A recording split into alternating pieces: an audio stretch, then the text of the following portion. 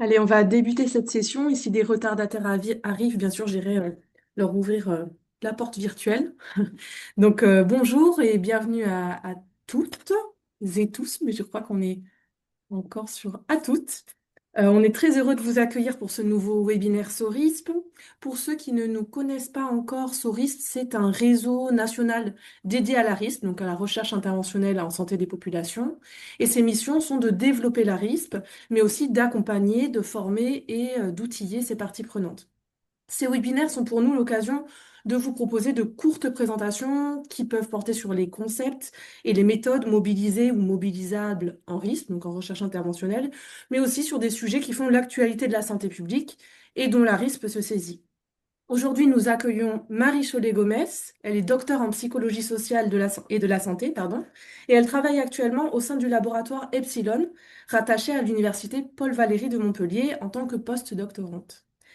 Ces travaux portent notamment sur des problématiques de santé publique et s'inscrivent dans la prévention primaire des cancers avec une attention pour les populations vulnérables et la réduction des inégalités sociales et territoriales de santé.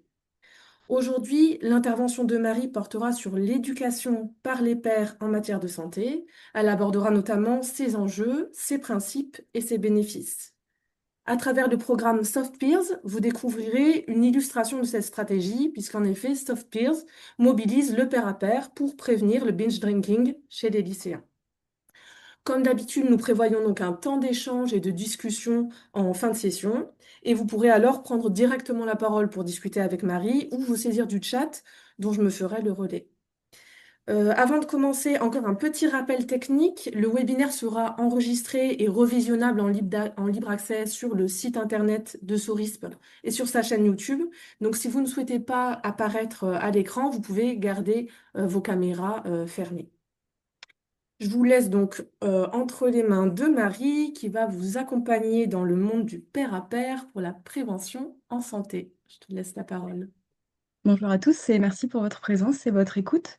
Alors quelques mots pour commencer, juste sur le réseau SORISP, hein, pour préciser, donc c'est un réseau de recherche pluridisciplinaire qui œuvre au développement conceptuel et méthodologique donc de la recherche interventionnelle en santé des populations. Et c'est un réseau qui rassemble donc 4 équipes universitaires à Bordeaux, Toulouse, Montpellier et Saint-Étienne, avec des disciplines variées comme la santé publique, l'épidémiologie sociale, la psychologie de la santé ou la sociologie et un opérateur terrain qui est donc Épidore, le département prévention de l'Institut du cancer de Montpellier. Alors, je vais dérouler trois grands chemins pour vous parler du pair à pair. D'abord, les principes, l'histoire de la prévention par les pairs, les bénéfices et les enjeux, mais aussi les limites du pair à pair en prévention, notamment au regard de la littérature. Et puis, pour terminer, effectivement, un exemple de programme probant développé ici à Montpellier, qui est donc SoftPeers. Alors pour commencer, eh bien, la prévention par les pairs, elle s'inscrit dans une démarche qui est plus large et plus ancienne, qui est celle de l'éducation par les pairs. Elle est définie, par exemple, par Topping comme une approche éducationnelle qui va impliquer des pairs, offrant des informations crédibles et fiables sur des questions sensibles et la possibilité d'en discuter dans le cadre informel d'un groupe. Au-delà de cet espace de parole et d'échange, les pairs éducateurs vont offrir à ce qu'on nomme donc les pairs receveurs un soutien, un renforcement des ressources, mais aussi des compétences psychosociales. Et on le sait, c'est un des déterminants clés de la santé. Et justement, dans le champ de l'éducation à la santé auprès des jeunes, eh bien, ce mode de pair à pair, il repose sur un principe qui est inaliénable, celui de la participation des jeunes comme processus et non comme moyen. C'est une méthode qui est alternative, mais aussi qui peut être complémentaire aux stratégies d'éducation à la santé dites traditionnelles. Et enfin, elle permet aussi, cette stratégie, de renverser la représentation sociale négative d'une jeunesse à risque en la repositionnant comme une jeunesse ressource. C'est donc un processus qui met en avant les jeunes comme acteurs et auteurs de leur santé et qui s'appuie sur 3 principes: symétrie, réciprocité et égalité. Alors, sans retracer toute l'histoire hein, de l'éducation par les pairs, on peut dire qu'avant son intégration au domaine de la santé, eh bien, c'est une approche qui est ancienne et qui est née d'un mouvement pédagogique au XVIe siècle, donc la pédagogie par les pairs.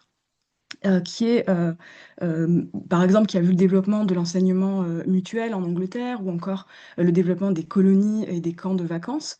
Et cette forme de pédagogie par les pairs, elle est ancrée dans les principes de l'éducation populaire, c'est-à-dire une éducation de tous, par tous et pour tous. Et dans le champ de la santé, eh bien, la figure qui émerge d'abord, c'est celle du père aidant, qu'on appelle aussi médiateur de santé, qui va en fait offrir son savoir actuel ou passé, son savoir expérientiel, notamment de la maladie, pour accompagner les personnes en soutien, bien souvent, bien sûr, aux professionnels de santé dans les champs d'application qui ont été particulièrement pertinents. Eh bien, on y retrouve la santé mentale, la santé sexuelle et le VIH ou encore les usages de drogue. Dans le champ de la prévention, cette fois-ci plutôt primaire, hein, auprès des jeunes, eh bien, le pair à pair émerge plus récemment. Et dans la littérature, c'est plutôt ces 20 dernières années où on a un foisonnement de travaux qui vont mentionner la modalité du pair à pair comme une stratégie interventionnelle avec différents termes, hein, prévention, éducation par les pairs, peer-to-peer, peer teaching ou peer counseling en anglais. Et c'est l'idée toujours que le jeune est porteur de savoir, facilite la circulation des connaissances et peut favoriser une situation d'horizontalité, loin de la posture dominante de l'adulte. L'éducation pour la santé par les pairs, elle trouve son origine dans les programmes anglo-saxons des années 70 qui prennent acte en fait des limites des campagnes de prévention qui étaient fondées uniquement sur l'apport d'informations, sur la des problèmes de santé, avec notamment le recours à la peur, comme levier de changement de comportement. Et puis ces approches, elles avaient tendance à être uniformisées, à saisir la jeunesse, les jeunes comme une catégorie homogène, et souvent représentée de façon négative. Cette stratégie donc du pair à pair, elle répond à le constat d'une certaine forme d'échec de la prévention traditionnelle, qui est bien souvent trop verticale, trop centrée sur l'acquisition de connaissances, avec parfois une saturation des messages, une accumulation des thématiques, voire une stigmatisation. Euh, et là, on a la figure du jeune hein, comme concentrant un peu tous les risques. Hein, c'est l'âge de tous les comportements à risque qu'il faudrait cibler tous ensemble. Et puis, quand on interroge les jeunes hein, dans les enquêtes, eh bien, eux-mêmes jugent que la prévention qui est faite par les adultes est stigmatisante et moralisatrice. Et on retrouve là des valeurs qui sont classiquement dans les représentations sociales encore, hein, assignées à la jeunesse, celle du risque, du jeune qui serait irresponsable, immature, donc dangereux pour lui-même, voire pour les autres et même parfois une certaine panique morale sanitaire qui va émerger, pour reprendre les termes de Peretti Battel, panique morale qui désigne en fait la crainte, la réaction collective disproportionnée par rapport à des problématiques qui sont personnelles ou en tout cas minoritaires, mais qui sont jugées comme menaçantes et déviantes, donc menaçantes pour le collectif. On a donc un écart grandissant petit à petit entre la jeunesse et les institutions et les politiques publiques. Et donc, une des manières de réduire cet écart, eh bien, c'est de se saisir de la participation des jeunes comme un levier. Et justement, cette stratégie, elle s'inscrit dans l'axe 3 de la charte d'Ottawa, qui est donc le renforcement de l'action communautaire et qui indique plus précisément la communauté doit être activement impliquée dans la recherche de priorités, l'identification des besoins, le choix des stratégies, l'implantation et l'évaluation de la promotion de la santé. Alors, quelles sont les stratégies sur lesquelles repose le pair à pair? Eh bien, cette méthode, elle va permettre d'intervenir sur différentes problématiques de promotion de la santé et surtout auprès de diverses populations. Ça peut être les jeunes, voilà, avec par exemple des questions autour de la sexualité, mais aussi la santé mentale chez les adultes, la prévention du VIH chez les utilisateurs de drogue ou encore l'activité physique chez les aînés. Et puis les pairs vont en fait avoir une expérience partagée, une expérience ou une caractéristique commune avec la population cible. Et puis ils vont être formés pour pouvoir livrer des informations, on l'a vu, qui soient fiables auprès des membres de leur communauté, donc ça peut être d'autres jeunes, ou en tout cas leurs pairs, promouvoir aussi l'adoption de comportements favorables à la santé et renforcer les aptitudes au maintien de sa santé. Donc on l'a vu, c'est l'idée de renforcement des compétences psychosociales. Et c'est une modalité de prévention, on l'a dit aussi, qui est alternative, mais qui est tout à fait complémentaire d'autres stratégies plus classiques.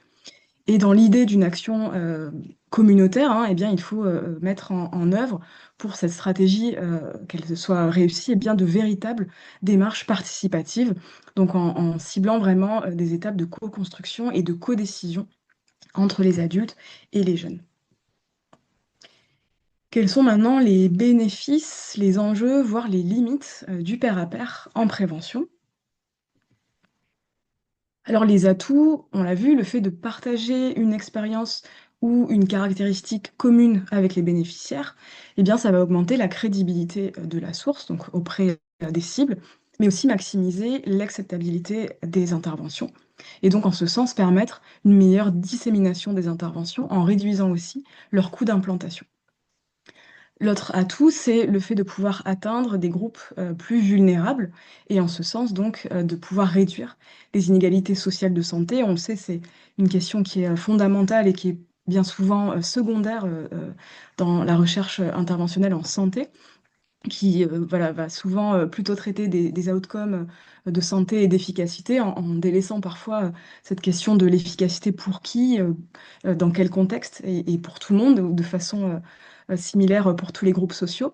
Et un exemple de projet en ce sens, c'est le projet Dépiste Malin qui a été récemment financé par l'INCa, qui est une intervention communautaire de promotion des dépistages dans des quartiers défavorisés en ayant recours au dispositif associatif Voisins Malins, donc qui est un réseau d'habitants de ces quartiers. Chez les jeunes, plus particulièrement, eh bien, les pairs sont un atout puisque, on le sait, ils sont une véritable instance socialisatrice, hein, pendant la période adolescente. Ils ont un rôle vraiment fort dans la construction identitaire, mais aussi dans les comportements de santé qui vont être mis en œuvre souvent dans des contextes de sociabilité. Ce sont aussi des sources informationnelles, informelles, pardon, mais aussi informationnelles, de soutien et d'influence.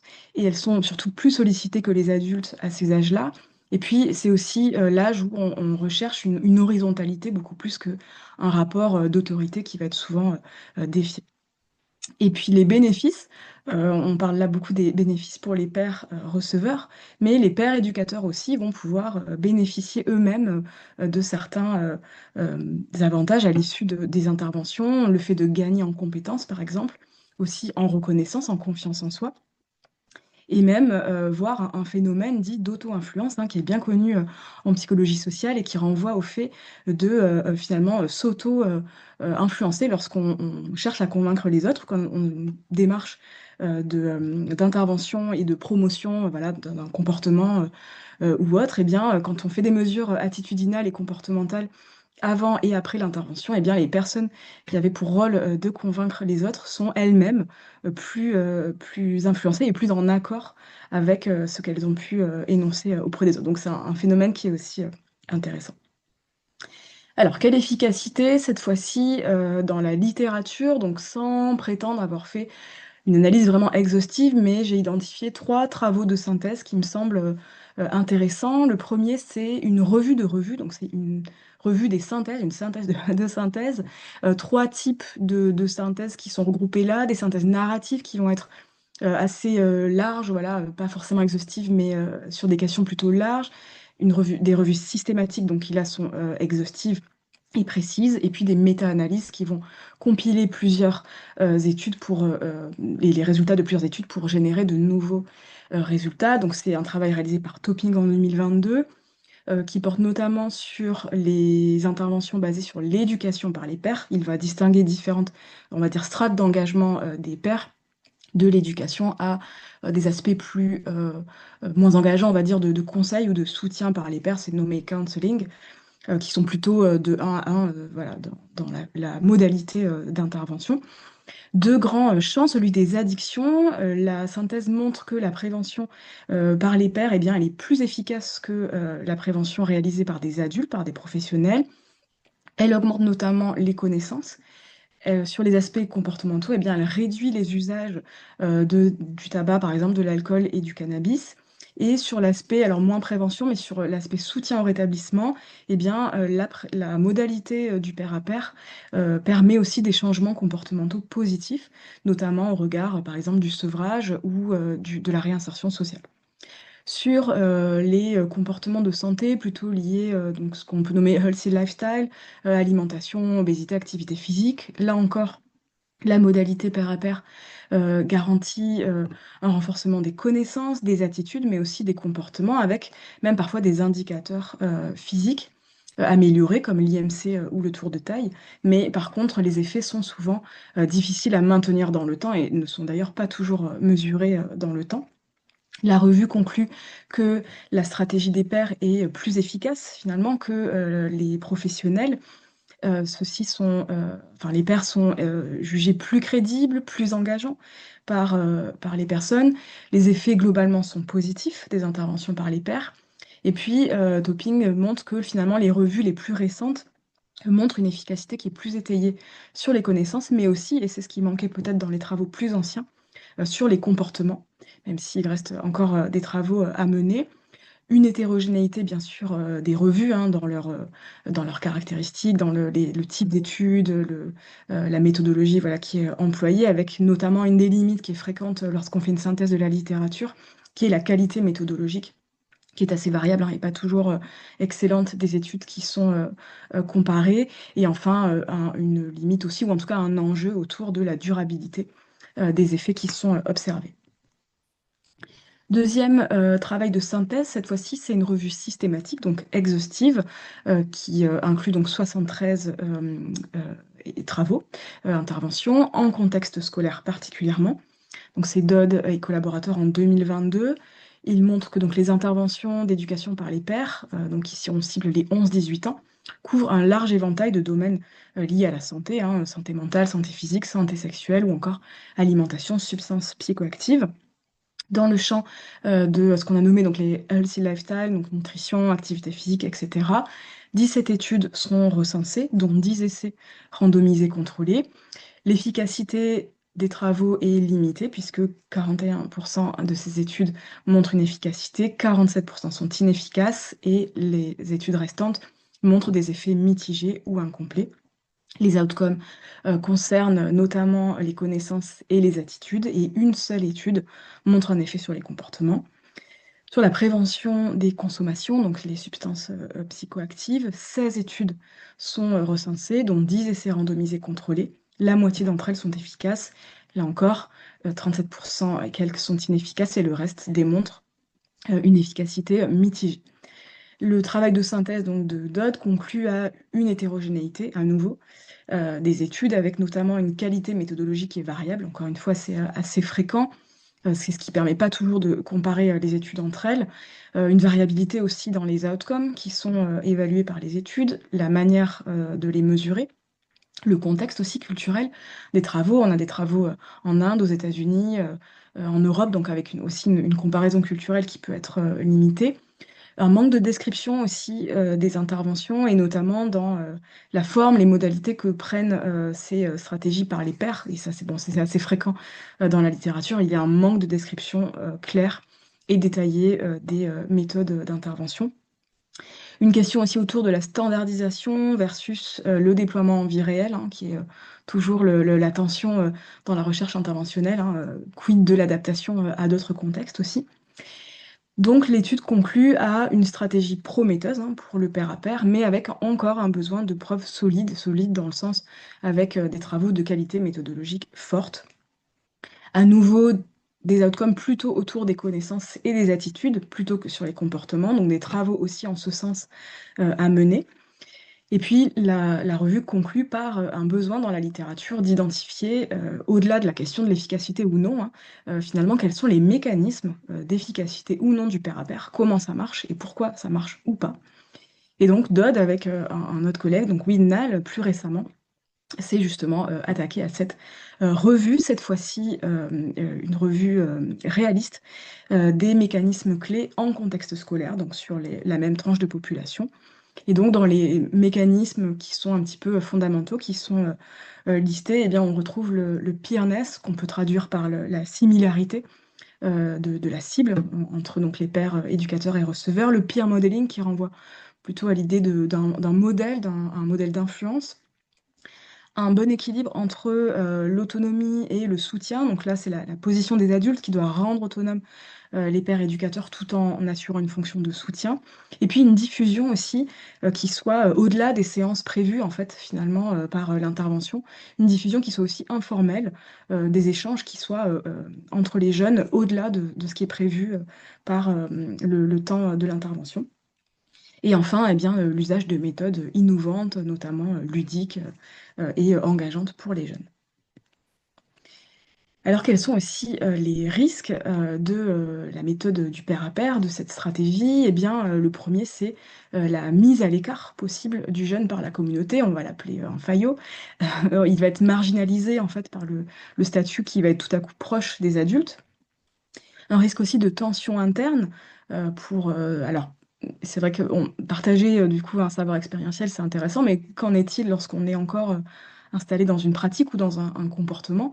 Ça peut vraiment générer des tensions. Je vais parler de tabac alors que bah, moi-même je suis fumeur, donc je vois bien les mécanismes, mais j'ai moi-même du mal à lutter contre. Un risque aussi d'instrumentalisation des pairs, donc de leur faire aborder des thèmes de santé qui finalement ne les intéressent pas. De définir aussi les actions à la place des jeunes. Donc là, c'est encore une fois la juste place entre l'adulte qui va autonomiser en étant accompagneur, moins que éducateur, accompagnateur, pardon, moins que éducateur. Se saisir aussi de la prévention comme un acte de militantisme, hein. Il s'agirait de convaincre à tout prix les autres pairs. Et puis, en dernier lieu, plutôt en milieu scolaire, le risque aussi que cette action elle soit considérée comme une performance académique supplémentaire et donc que les pairs s'en saisissent comme une manière de prouver une réussite ou en tout cas de coller aux demandes plutôt de réussite scolaire, en dehors voilà, du but sanitaire de l'intervention. Quelques limites du coup de cette stratégie par les pairs, bah, c'est une démarche finalement qui est paradoxalement complexe à mettre en œuvre, qui est assez coûteuse, alors pas tant en termes de finances, mais en tout cas qui est coûteuse en termes de temps, de manière de la mettre en œuvre, qui génère aussi beaucoup d'incertitudes à toutes les étapes finalement de la mise en place et du déploiement de l'intervention. Certains thèmes vont être aussi plus difficiles que d'autres, hein, par exemple sur la santé sexuelle ou le suicide. Et puis aussi, on peut poser la question de la représentativité et de la manière de l'assurer de certains jeunes, notamment les plus en difficulté ou les plus exposés au risque. Et enfin, dernière limite, alors elle est assez rare heureusement, mais c'est un possible effet iatrogène, c'est-à-dire contre-productif. Et par exemple, Santé publique France, en 2019, avait analysé une intervention dont il ne donne pas le nom, mais en tout cas qui portait donc sur la réduction des substances psychoactives de l'usage par donc le pair à pair. Et en fait, à la suite de l'intervention, eh bien, les intentions de consommer avaient augmenté significativement. Donc voilà, on a un effet assez rare, mais un effet quand même d'effet contre-productif, quoi. Quelques recommandations, alors là c'est assez large, hein, c'est quelques pistes non exhaustives, mais voilà, quelques pistes de la littérature. Les pairs, eh bien, dans le choix, garantir la crédibilité que vont avoir les pairs éducateurs, prendre garde au statut social qu'ils vont avoir dans le groupe, à l'âge aussi, qui peut être une influence, faire attention à avoir plutôt des groupes restreints de pairs, outiller les pairs éducateurs en connaissances théoriques, mais pas que, aussi en animation, en technique d'animation, en gestion de projet, puisque c'est véritablement un projet qu'ils vont devoir gérer. La place des adultes, on l'a vu, qui sont en soutien et qui ne font pas à la place d'eux et qui sont aussi garants de la mise en œuvre, mais pas de la construction forcément de l'intervention. Cibler donc la co-construction, des démarches participatives pour garantir cette horizontalité. Et puis, avoir aussi une bonne connaissance en fait en amont de la problématique, mais aussi des cibles. Pour la forme de l'intervention, la forme des supports et des outils qui vont être créés, et bien, si possible, laisser la liberté aux pairs éducateurs, voilà, une liberté de construction des formes, s'appuyer plutôt sur des méthodes innovantes qui vont être ludiques et interactives, où les jeunes vont être vraiment intégrés, vont être acteurs. Valoriser leurs actions aussi, ça peut être une forme de reconnaissance, mais aussi de rendre visible l'action, par exemple, au sein d'un établissement. Et enfin, c'est un peu général, mais prendre garde à la temporalité. Ça peut être sur l'anticipation de l'accompagnement, mais aussi sur la durée des séances qui sont prévues, de l'accompagnement des pairs, et aussi la pérennité, donc envisager la durée, cette fois-ci, des effets et de l'intervention dans le temps.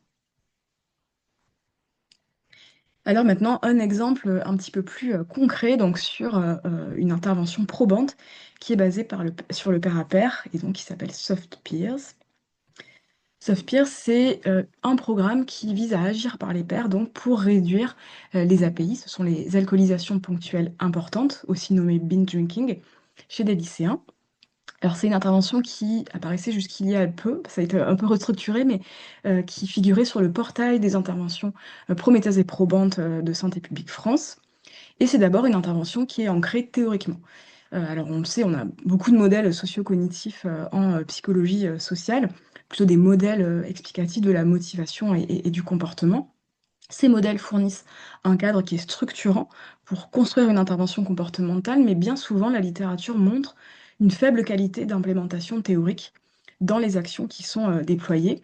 Et deuxièmement, on a aussi parfois un problème, disons, de parcimonie de ces modèles, c'est-à-dire de leur capacité à expliquer des phénomènes de façon exhaustive, ou en tout cas la plus précise possible. Et donc, au regard de cette critique, Hager et Chadzizarantis ont développé le modèle dit transcontextuel, qui va intégrer en fait deux théories, l'autodétermination et la théorie du comportement planifié, donc avec notamment les trois variables intermédiaires entre la motivation et les intentions, les attitudes, les normes subjectives et le contrôle comportemental perçu.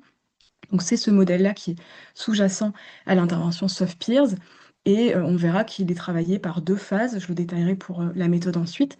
Une première phase dite de soutien à l'autonomie, de développement de la motivation, qui est assurée par l'équipe éducative. Et puis la deuxième phase, plutôt pour réduire les comportements ou promouvoir les bons comportements avec les variables médiatrices, qui sera ensuite assurée par les pairs éducateurs. SoftSpear, c'est aussi une intervention multi-acteurs. On va impliquer, au-delà de l'élève ou la classe, toute l'équipe éducative qui va être partie prenante, l'établissement, garantir le soutien institutionnel du rectorat, avec les rôles de chacun qui sont bien définis, un appui méthodologique notamment garanti par Epidore, et puis un outillage aussi qui est clé en main, qui est soutenant. Donc on a une plaquette, par exemple, de présentation et de détails du projet, du programme SoftPeers, le guide méthodologique à destination des intervenants, et puis une fiche intervenant qui est donc une fiche évaluatrice de chacune des séances. Softpeer, c'est finalement des actions de prévention qui vont être entièrement créées par les pairs au niveau méthode. Donc ça se déroule en deux phases, une séance puis 6 séances qui seront assurées pour les pairs. Donc la première phase, c'est une seule séance, c'est la séance enseignant.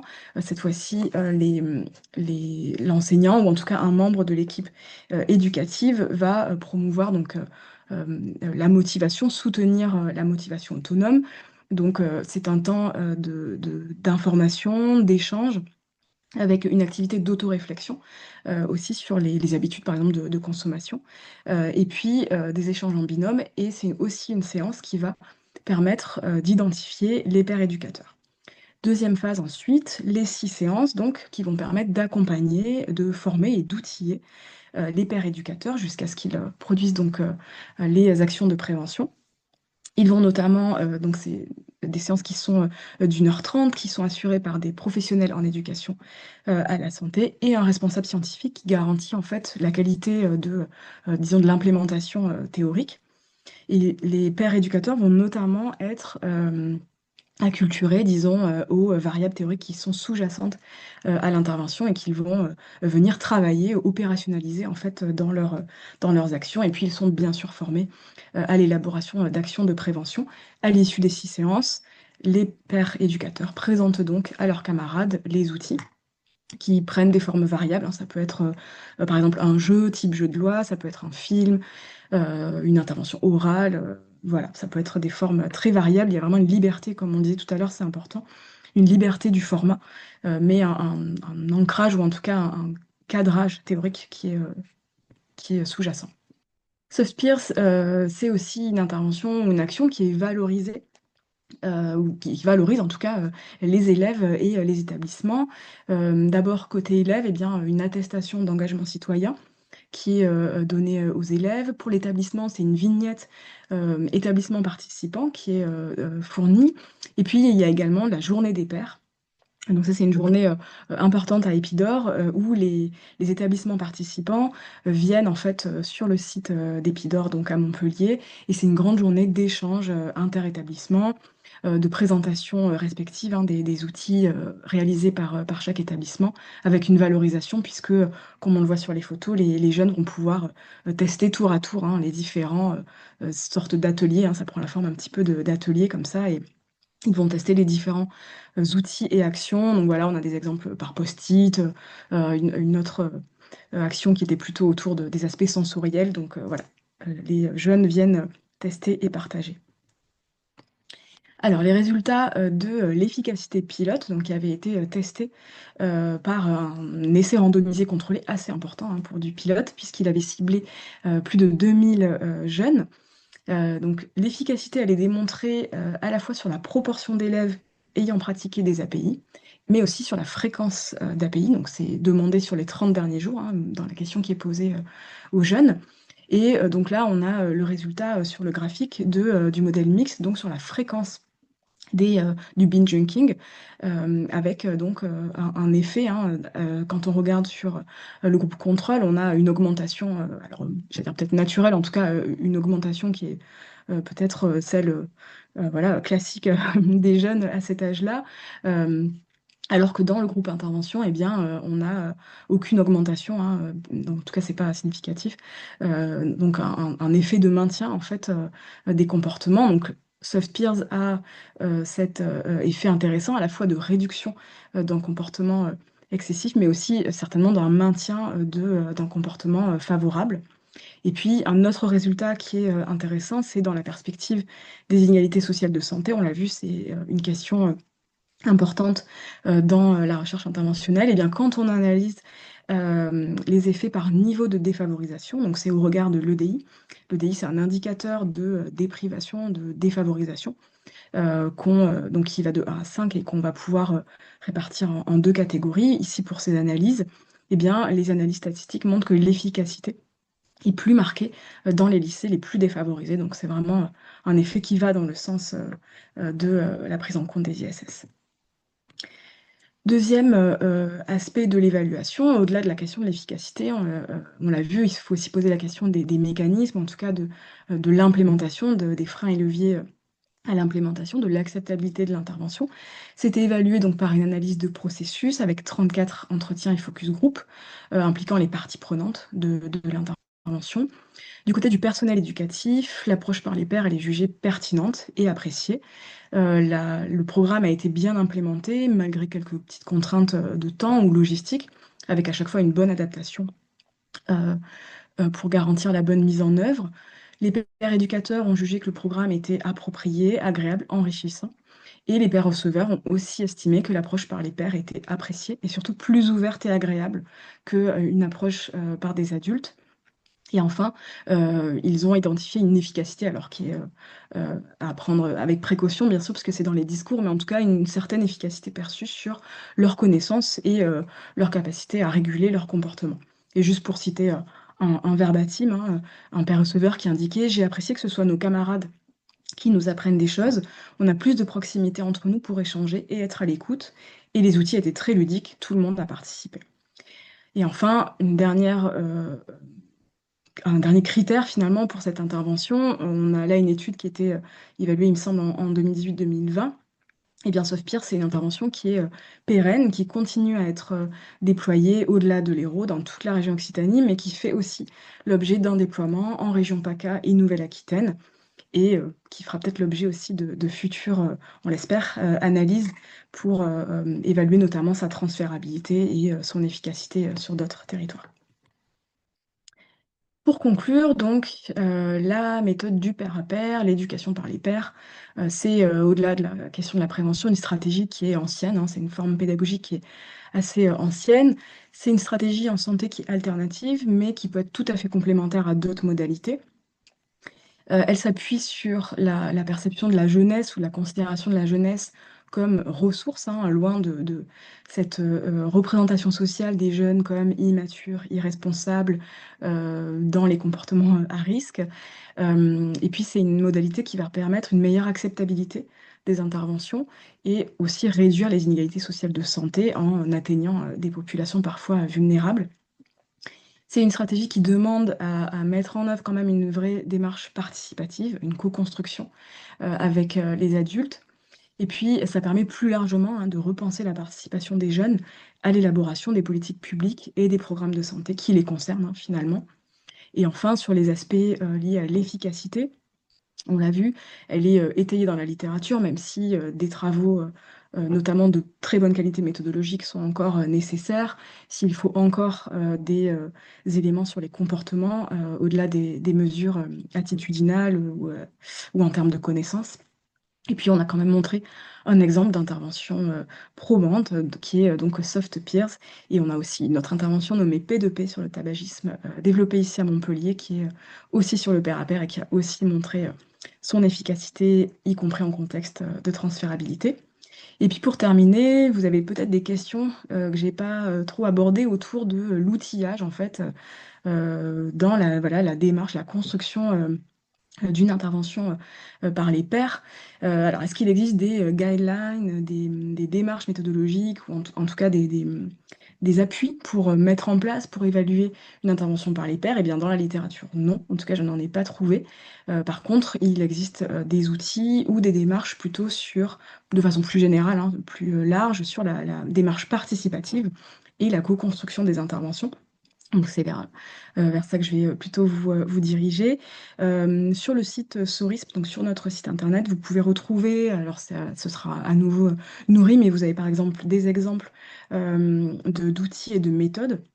Si vous parcourez donc le catalogue sur la co-construction, eh bien on a deux méthodes, deux démarches méthodologiques qui sont l'intervention mapping, qui permet donc de réaliser une démarche participative de façon intersectorielle, et puis la démarche évaluation-action qui permet, elle, de combiner donc, dans la même idée, de façon intersectorielle, les savoirs scientifiques et les savoirs expérientiels. Et puis Soris enfin, réfléchit aussi ou construit un petit peu en interne un outil qui soit un petit peu opérationnel pour justement évaluer la démarche participative. Donc on espère que ce sera bientôt mis à disposition sur notre site. J'ai quand même trouvé une sorte de guide, en tout cas, qui me paraissait pertinent. Alors, c'est au-delà de la question de la prévention en santé, mais c'est une boussole de la participation, c'est comme ça que c'est nommé. C'est assez générique, mais ça permet d'évaluer, en fait, alors, soit de façon rétrospective, soit de construire pas à pas, donc dès l'initiation de cette démarche participative, euh, de s'accompagner pour évaluer voilà, un projet reposant sur une démarche participative.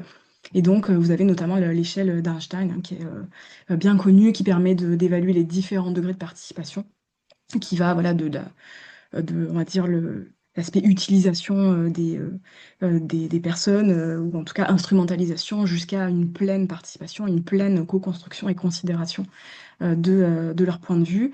Donc voilà, vous allez pouvoir vous guider sur ces différents degrés de participation, générer aussi des graphiques assez précis sur les acteurs, le type d'acteurs, leur implication, leur modalité d'implication. Et puis, il y a également un questionnaire qui permet de renseigner plusieurs critères en fait au regard d'une charte en quatre articles, qui permet de voir comment son projet se positionne à l'égard de différents critères, donc, et est-ce qu'il y a des aspects à améliorer pour vraiment être dans une démarche participative avec une forme de note, voilà, qui va permettre de savoir où est-ce qu'on se situe sur son projet. Et j'en ai terminé. Je vous remercie pour votre attention et je reste bien sûr à l'écoute pour les questions. Merci beaucoup, Marie. Je vous laisse prendre la parole si vous le souhaitez pour poser vos questions. Dans le chat, à l'heure actuelle, pas de questions pour toi pour l'instant. Donc, je vous laisse vous en saisir si vous le souhaitez. Amandine? Oui, je cherchais l'emoji pour lever la main et bon bah du coup j'ai levé comme ça. Euh, Moi, j'ai plusieurs questions parce que, alors je parle du coup, on est avec Marie, on fait partie d'un service de santé universitaire. Donc on met en place des interventions de pair à pair pour l'alcool, mais pour les étudiants. Mais on a quand même des points communs. Et du coup, je voulais savoir la première chose au niveau de l'outil que vous avez développé. En fait, l'outil que vous développez dans les lycées, il diffère à chaque fois parce que justement, il est fait avec des lycéens différents et que du coup, il est spécifique au lycée où vous construisez. Et je voulais savoir si vous avez des exemples d'outils qui ont été créés. Qu'est-ce qu'ils font en fait concrètement les pairs dans leur contexte de lycéens auprès de leurs pairs. Enfin, un peu plus d'informations là-dessus. Euh, la deuxième, je voulais savoir par rapport à... Si ça fait trop de questions, après tu me dis, Marie, hein. La deuxième, c'était donc ces séances, elles sont en plus des heures de cours ou elles sont négociées pour que ça rentre dans leur emploi du temps à ces lycéens-là, ou si c'est en plus. Et pour les enseignants, est-ce que c'est facile pour vous, dans votre contexte, de faire des choses avec eux? Est-ce qu'ils sont déjà acquis ou est-ce qu'il fallait que vous fassiez un peu de plaidoyer pour les investir?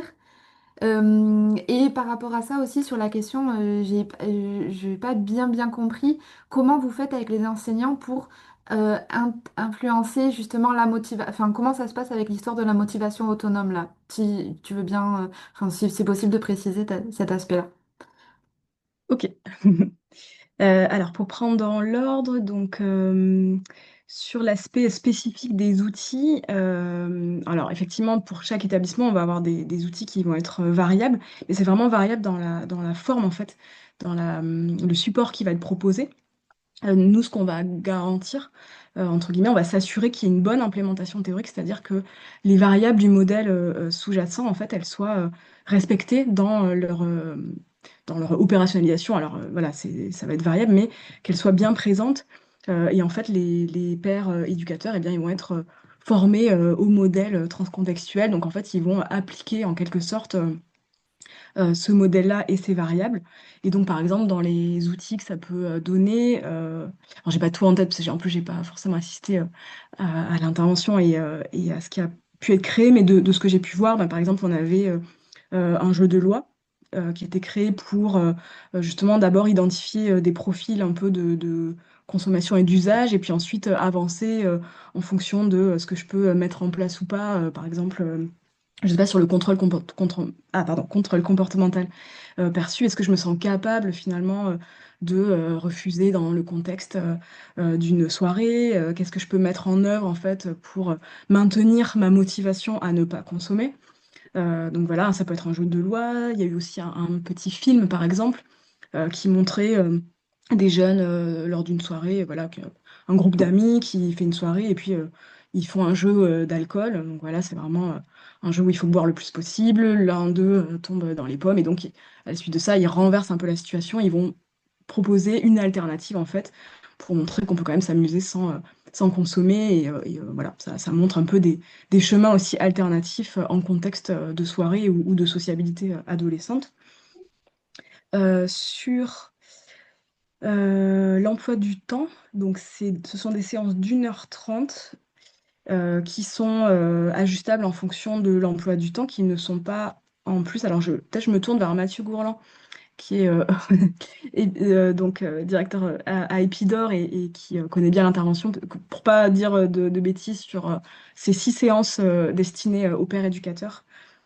Oui, oui, bonjour à tous. Mathieu Gourland, je suis cadre d'équipe à Épidore, donc le département prévention de l'Institut du cancer de Montpellier, et également ingénieur de recherche. Et bah, j'ai contribué au développement de Softpeer. C'est juste pour ça que Marie me donne la parole. Déjà, merci Marie pour ta présentation et les réponses que tu as pu apporter. Effectivement, au niveau des séances, sur l'emploi du temps, de base, il y a quand même l'idée que ça impacte le moins possible la scolarité entre guillemets des pères éducateurs. Il y a parfois des compromis qui peuvent être trouvés. C'est-à-dire la plupart du temps, par exemple, c'est entre midi et deux. Au niveau des pères éducateurs, lorsque on sait que ils sont tous libres à ce moment-là ou en début d'après-midi, etc. C'est un peu comme ça que l'équipe éducative avec l'association qui intervient essaye de trouver bah, le meilleur moment.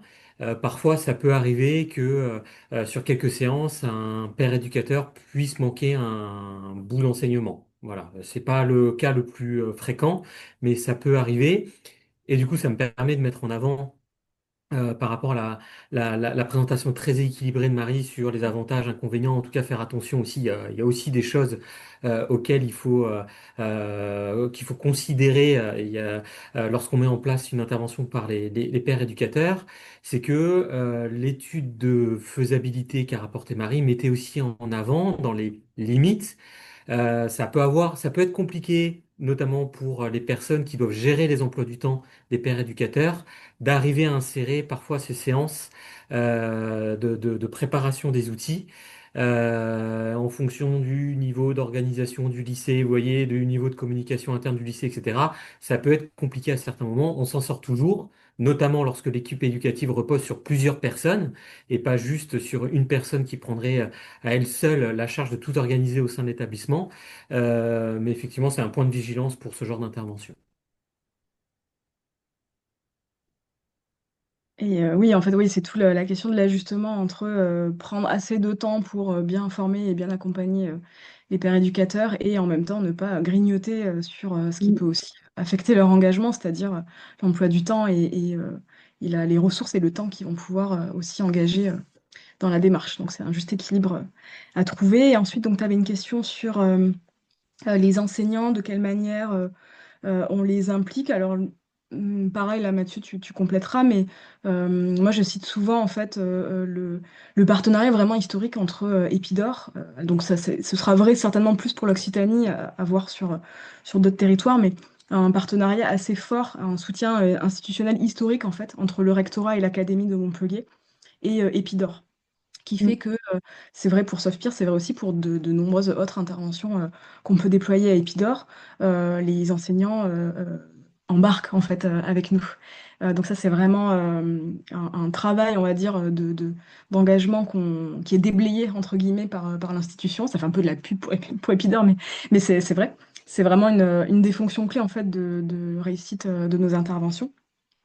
Et alors, de quelle manière alors, l'enseignant, ou en tout cas un membre de l'équipe éducative, influence la motivation autonome? Eh bien, en fait, dans la première séance, ils vont diffuser une vidéo, donc voilà, discuter un petit peu d'aspects généraux hein, en termes de connaissances, d'état des lieux, on va dire, de la consommation d'alcool et du binge drinking.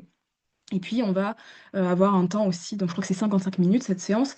Il y a aussi un temps d'échange, de discussion, alors voilà, qui est après à replacer aussi dans le contexte, c'est-à-dire que les jeunes doivent discuter de leur habitude, de leur motivation, de leur pratique face à un membre de l'équipe éducative. Donc, c'est pas toujours évident, mais c'est en tout cas l'idée de générer des échanges de façon horizontale et sans jugement. En tout cas, d'arriver à identifier avec une espèce de réflexivité sur qu'est-ce qui fait que je suis parfois en contexte de soirée, qu'est-ce qui fait que je cède, qu'est-ce qui fait que voilà, j'ai du mal, que je rejoins des normes finalement de consommation, etc. Donc c'est réussir à saisir un petit peu ces mécanismes-là de consommation et puis ensuite, ils vont échanger entre eux en binôme, une fois qu'ils ont voilà, identifié leur habitude un peu personnelle. Et donc, c'est ensuite une séance qui sert aussi à identifier qui vont être les pairs éducateurs. Voilà, je ne sais pas, Mathieu, si j'ai répondu à tout, s'il y a peut-être des détails Oui, à oui, apporter. non, dans l'idée, c'est ça, Marie. C'est juste dire, tu as dit le mot magique quand on a construit cette séance et qu'on a réfléchi au rôle de l'enseignant dans le cadre de Soft Peers, c'est sans jugement. D'accord? C'est-à-dire qu'en fait, dans le contexte dans lequel on a mis en place Soft Peers en région Occitanie, il y avait une vraie demande de la part du rectorat de l'Académie de Montpellier, une vraie demande des lycées. On a tout de suite compris quand on a commencé à mettre en place le projet que la question d'aborder la consommation d'alcool de lycéens directement dans les lycées pouvait être un sujet hautement inflammable et avec une certaine résistance à la démarche même avec l'idée d'avoir des lycéens qui se sentiraient, pardon, jugés, voire même, sauf pire, servirait à identifier qui boit dans les lycées, pour ensuite faire une espèce de liste noire qu'on ferait remonter au rectorat, un espèce de fichier alcool, vous voyez, qu'on ferait remonter au rectorat. Vous voyez, c'était ça le contexte de mise en place de Soft Peers. Et l'idée de cette séance enseignant, c'est ne pas juger, ne pas culpabiliser avant qu'il y ait la séance par les pairs éducateurs, qu'il y ait une première séance avec l'enseignant. On va y réfléchir, on va en parler calmement. Et donc, du coup, il y a notamment cette idée au niveau des contenus précis. Alors, Marie en a déjà parlé, des exercices de réflexion, dont on réfléchit sur les raisons personnelles pour lesquelles on pourrait, je dis bien, on pourrait faire attention à sa consommation d'alcool, hein. Ça peut ne pas être le cas. On peut très bien se dire, après cette séance, ben moi, j'ai encore envie, besoin de continuer à pratiquer le binge, mais au moins, je me suis posé les questions. Et quand je dis sans jugement, c'est notamment présenter les faits aux adolescents. Voilà, leur dire, c'est pas comme ça évidemment que c'est présenté, vous êtes des grands, il n'y a pas de problème, vous êtes capable de réfléchir par vous-même, vous êtes capable de prendre des décisions pour votre vie, pour vous-même. Nous, on va juste vous exposer objectivement les faits, vous y réfléchissez, vous prenez la décision qui vous revient en bout de chaîne, c'est-à-dire il y a pas, vous n'avez pas de compte à nous rendre derrière sur ce que vous allez décider après cette séance enseignant. Juste objectivement, il y a une industrie qui réfléchit, enfin qui se donne beaucoup de mal depuis 50 ans pour vous fidéliser le plus rapidement possible. Il y a le fait que quand vous faites des soirées, au bout de quelques soirées, on se met automatiquement à binger. Alors oui, on est autonome, on fait ce qu'on veut, mais en même temps, au bout d'un moment, on se pose même plus la question de ce qu'on va faire en soirée, on va automatiquement se mettre à pratiquer une alcoolisation ponctuelle importante. Donc, est-ce que vous êtes vraiment autonome vis-à-vis de cette pratique? Et juste, comme le disait Marie, l'idée pour l'enseignant, c'est surtout de se servir de sa posture d'un point de vue pédagogique pour dire on en parle tranquillement et surtout chacun y réfléchit en face à face avec lui-même. On prend juste un moment pour en parler et on note effectivement sur des petits exercices de réflexion, etc. Mais vraiment avec cette idée on en parle calmement, on y réfléchit calmement et chacun finalement en tirera les conclusions qui sont les siennes. Mais le soutien de l'autonomie, entre guillemets, le vrai, c'est pas de la manipulation. C'est-à-dire que la conclusion de tout ça, ça peut être, ben, moi aujourd'hui, je suis bien à pratiquer régulièrement des alcoolisations ponctuelles importantes. Alors, il se trouve que les résultats de notre étude vont plutôt vers le fait que, d'ailleurs, c'est d'ailleurs intéressant que Soft Peers empêche une augmentation. Vous voyez, il n'y a pas de miracle non plus, hein, il n'y a pas de diminution la pratique du binge, c'est juste que c'est souvent ça dans les projets de prévention, on empêche une augmentation. Mais justement, le but, c'est de semer quelque chose finalement dans le raisonnement de l'adolescent. Ça prendra le temps que ça devra prendre, ça prendra ou ça prendra pas, mais au moins on lui laisse l'opportunité d'y réfléchir sans se sentir jugé. Désolé pour ce long monologue, quand je suis lancé, des fois j'ai un peu de mal à m'arrêter. Non, non, c'est intéressant. Est-ce que Amandine en a répondu à tes questions? Oui. Moi, ça me fait penser sur l'implication des enseignants. C'est un peu toujours la tension, mais en fait, on a cette question aussi sur d'autres interventions. Je pense à Escapadic, par exemple, sur les substances psychoactives. Mm. Pour le coup, là, l'équipe éducative est pas impliquée. Enfin, elle devrait l'être, puis finalement, on a du mal à l'impliquer vraiment lors des séances, etc. Donc il y a un peu une mise en retrait. Et c'est un peu cette tension entre, il faut que l'équipe éducative soit soutenante, on le sait, l'établissement, etc. Mm. Mais il faut aussi que les jeunes puissent avoir un rapport ben, horizontal et libre. Et c'est vraiment ça qui garantit aussi le succès de la démarche.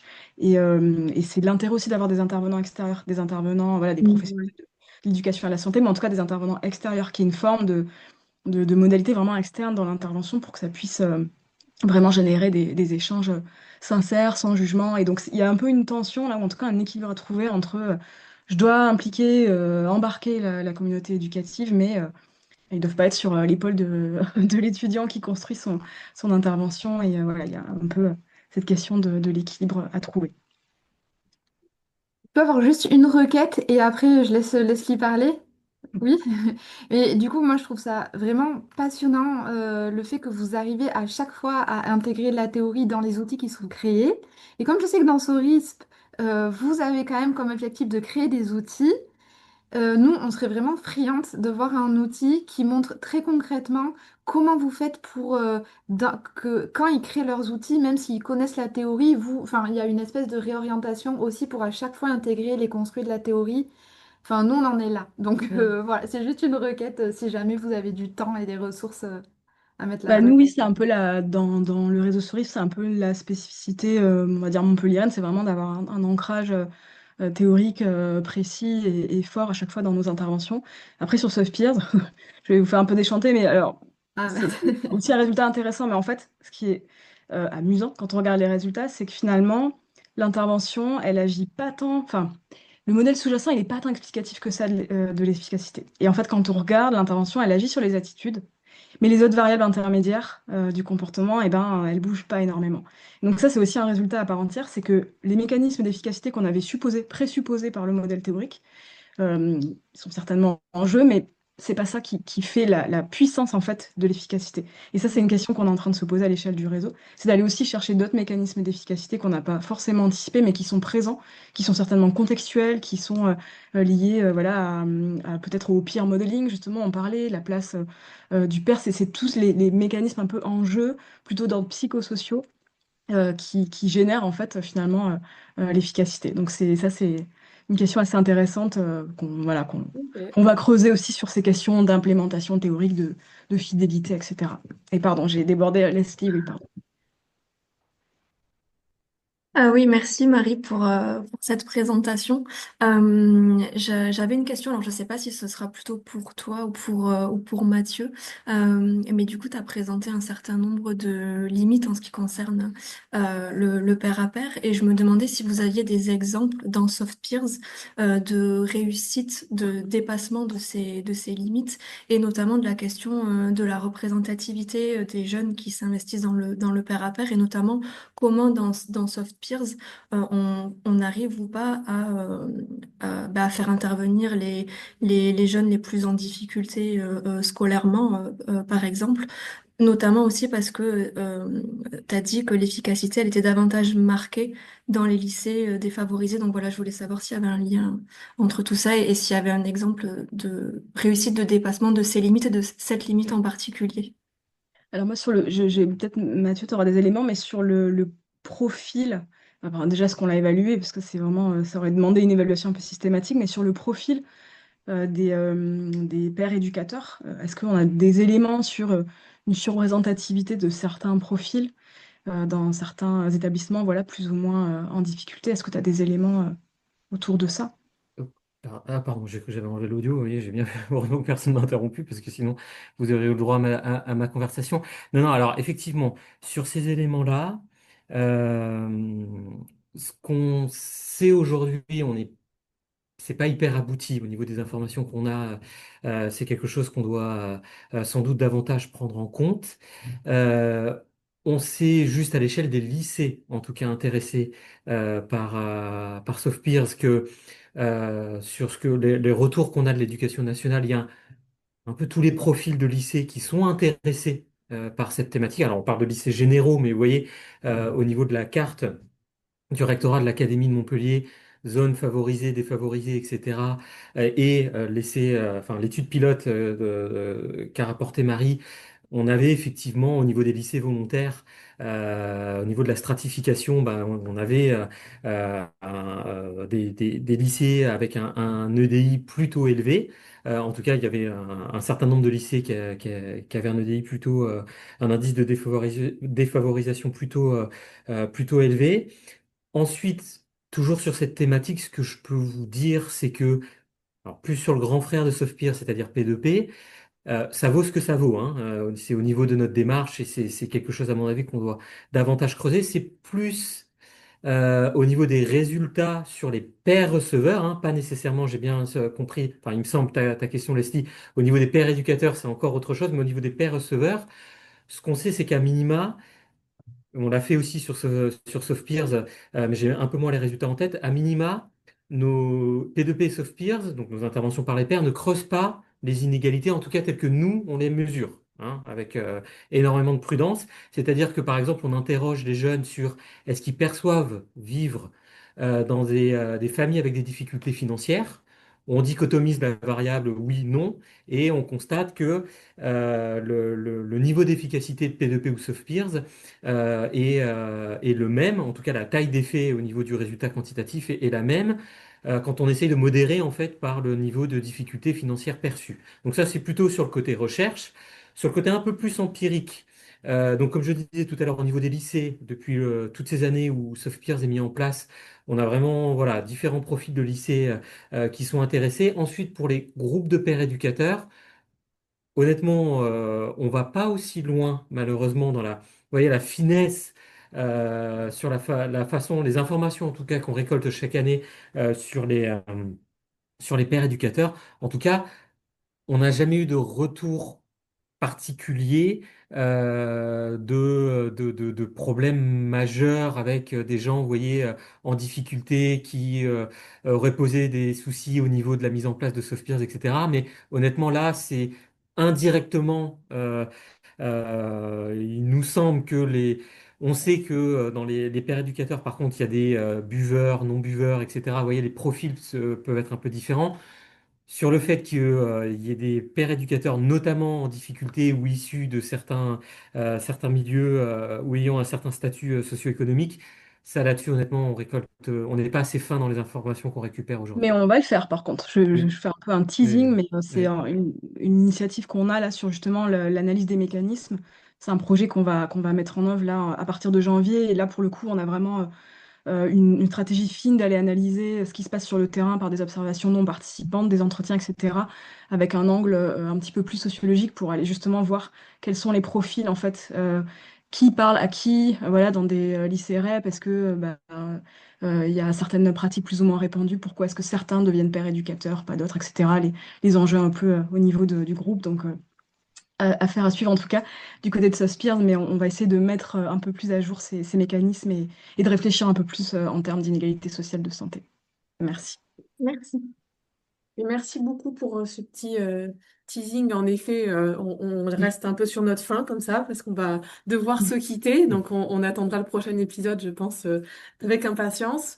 Merci Marie, merci Mathieu aussi pour vos interventions et vos réponses. À tous ceux qui se sont rendus disponibles pour ce webinaire, cette intervention. Et puis à tous ceux qui nous regarderont à distance dans quelques jours ou quelques mois installés dans leur fauteuil ou dans leur canapé. Je vous souhaite une bonne journée, une bonne après-midi et à bientôt pour un prochain webinaire sur RISP. Au Merci revoir. beaucoup. Au Merci revoir. Nolwenn. Nolwenn, au revoir.